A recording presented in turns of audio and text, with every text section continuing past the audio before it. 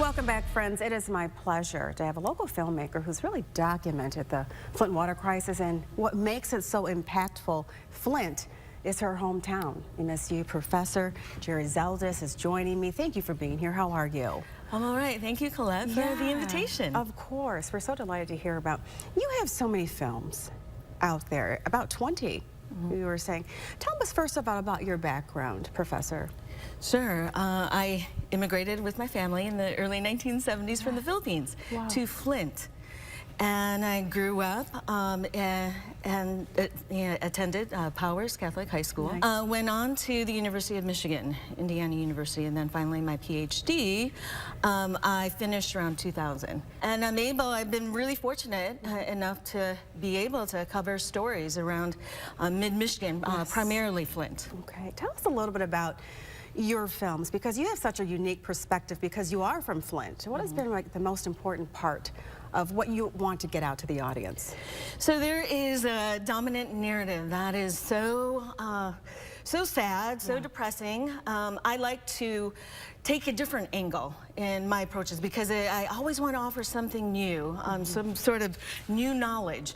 And I try to take an angle from the urban farming perspective.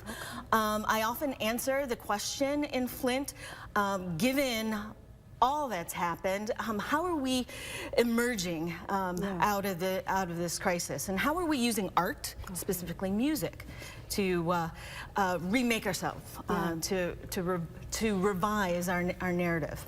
And when you look at 10 years now, the Flint Water Crisis, what are what's your message, or what do you hope that people have learned or are learning even through your films? So this is a generational crisis that the Flint water environmental injustice caused. I think that we all need to just be vigilant, continue to be vigilant, and tell these stories, and to try to tell stories that are unique and bright and interesting and go beyond the narratives of the sadness.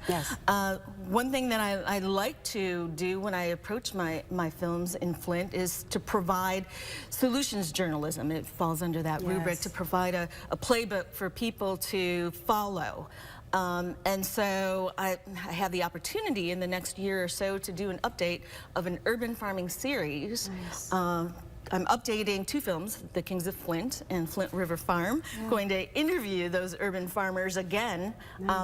They did not, because these films were pre-Flint Water Crisis, they weren't going through that situation at the time, but we would like to see how they've managed. I have part of their stories, but would like my students especially to go in there and interview farmers and individuals who are still at the front lines of trying to get out of this environmental injustice. And urban farming is so important. Please tell us how we can watch your films.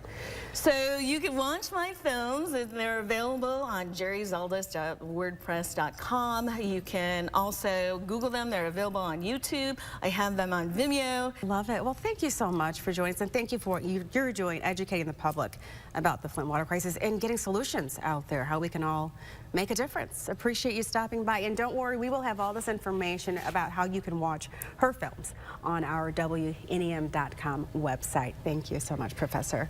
Thank you, Colette. Of course, you're welcome. If you have any ideas on what you would like to see on our show, you can send them to us at WNEM-4PM News at WNEM.com. Just use the subject 4 p.m. News Spotlight.